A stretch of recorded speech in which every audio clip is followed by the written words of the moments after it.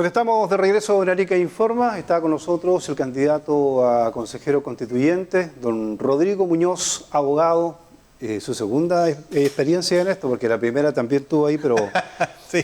Fue como independiente, sacó harta votación, pero al final por el tema proporcional y todo esto que había que uno tenía que ir a una lista, al final sí. Quedaron los que no tenían que quedar y los que deberían quedar se fueron para la casa. Lo que pasa es que el sistema está para trabajar con los pactos. Un independiente no puede, la verdad, participar. Entonces, así es la cosa.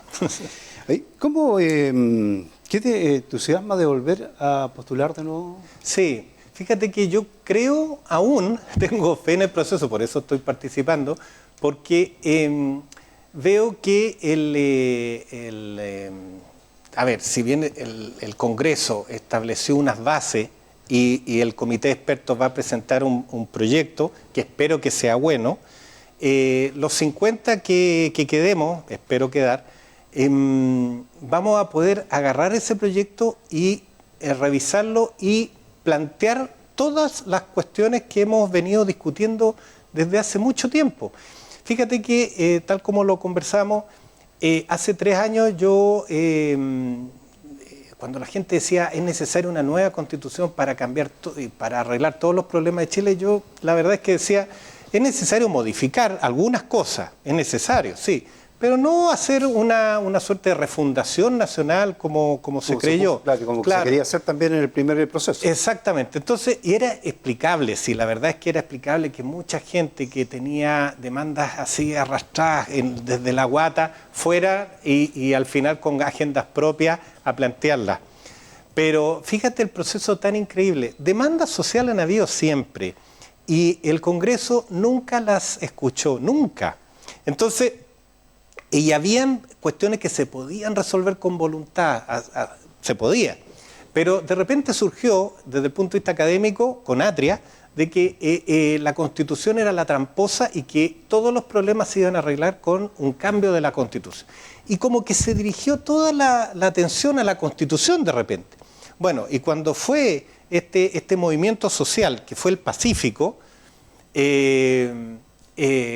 hasta ahí todavía estaba tranquila la cosa. Cuando vino el estallido, yo creo que ahí los políticos recién, el Congreso se sintió asustado de perder los privilegios y le pusieron por primera vez, hicieron un pacto, y le pusieron por primera vez plazos a la cosa. Y lo hicieron a la fórmula de ellos, obviamente.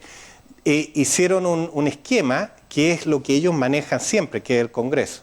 Y bueno, fíjate que se planteó como en las preguntas, ¿quiere el pueblo una nueva constitución? Como ya estaban todos creídos de que se requería una nueva constitución y no modificaciones, dijeron sí, 80 y tanto %.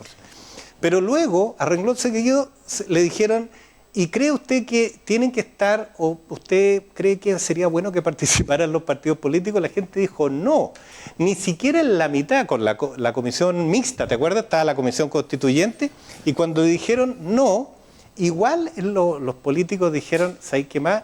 Pero vamos a hacer la cuestión a nuestra pinta. Y las elecciones fueron como elecciones de diputados, cuando en realidad lo que debiera haberse era organizado una elección para escribir un texto común, era juntar y no separar como los partidos parten, fragmentan. Entonces gente como yo, que tiene ideas que le pueden gustar a un lado y además a otro, solamente tenía que decir, solamente podía ir por un lado o por otro, yo me fui como independiente. Entonces, ¿qué pasa? La gente izquierda o la gente derecha me decía, yo no puedo votar por ti, aunque esté claro, porque tengo que ir con esta coalición. Entonces, ¿qué pasó? Se juntaron 155 visiones, casi voces particulares.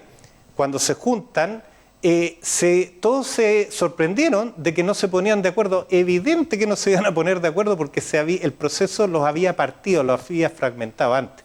Entonces, ahora, con este nuevo proceso, después de que la gente dijo no quiero esa constitución. Y eso es lo que hay que tener claro, que los partidos volvieron a decir, entonces si no quieren constitución, yo agarro de nuevo la sartén por el mango. Y hacemos otro proceso.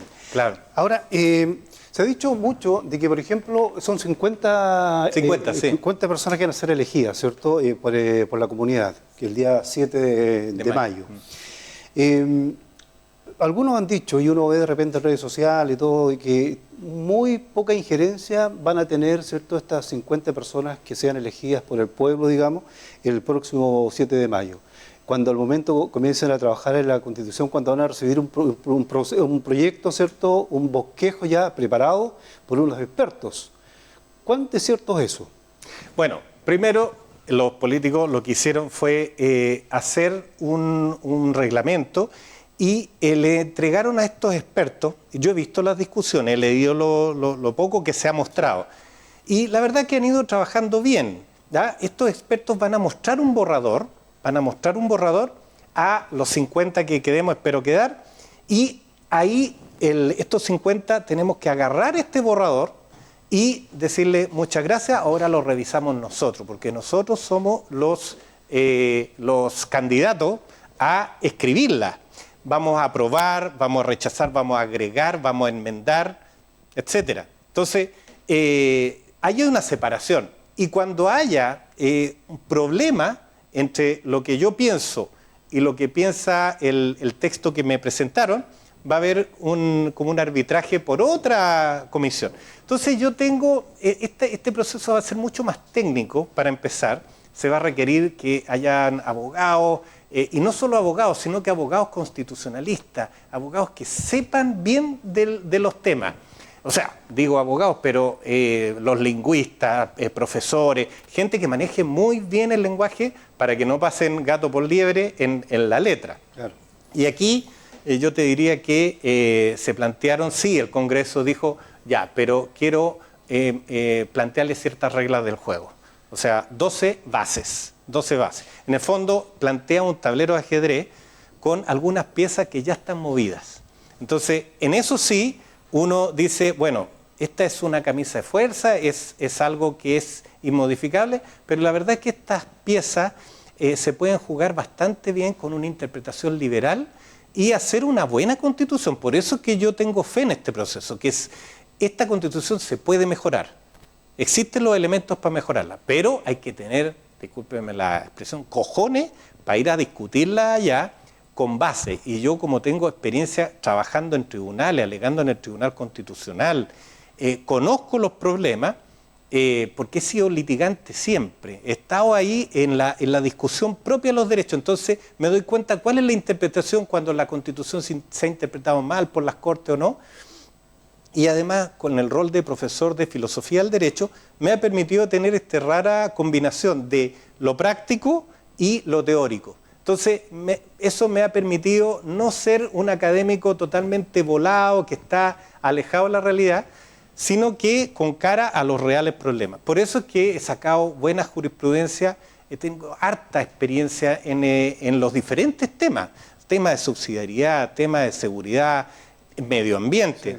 Entonces, yo creo que es importante que los representantes que vayan por nuestra región sea gente que sepa y que sepa además no solo tener convicciones para plantear, pero además que sepa conversar y convencer a los otros 48. Porque la verdad es que yo no tengo ningún problema y prefiero juntarme con gente que piensa distinto, pero que está dispuesta a conversar, a aquella gente que piensa igual que yo, pero que es intolerante. Exactamente. Ahora, hoy día este proceso, ¿cierto?, que va a comenzar esta semana con la franja política que comienza el 7 de abril, hay mucha gente en la encuesta dice, bueno, un 34% sí está de acuerdo que exista y se haga una nueva constitución, un 39% dice que está en otra, que todos los problemas que están pasando en el país, ¿cierto?, lo tiene más preocupado. Sí. Y lo que llama la atención es que un 95, casi un 96% de los chilenos a nivel nacional no conocen a sus representantes que van a la elección el próximo 7 de mayo, en la elección de consejero constituyente en sus regiones. ¿Cómo ves tú eso? Este es un fenómeno que se dio después de como un péndulo, ¿no? Después de que parecía que iba todo el mundo, que los constituyentes iban a cambiar el mundo, iban a refundar la patria, iban a cambiar la historia. Ahora se perdió el interés popular, digamos, porque nos aquejan problemas súper urgentes. O sea, se tomaron la agenda otras cuestiones Por ejemplo, antes la urgencia eran las pensiones, las previsiones, hoy día es la seguridad.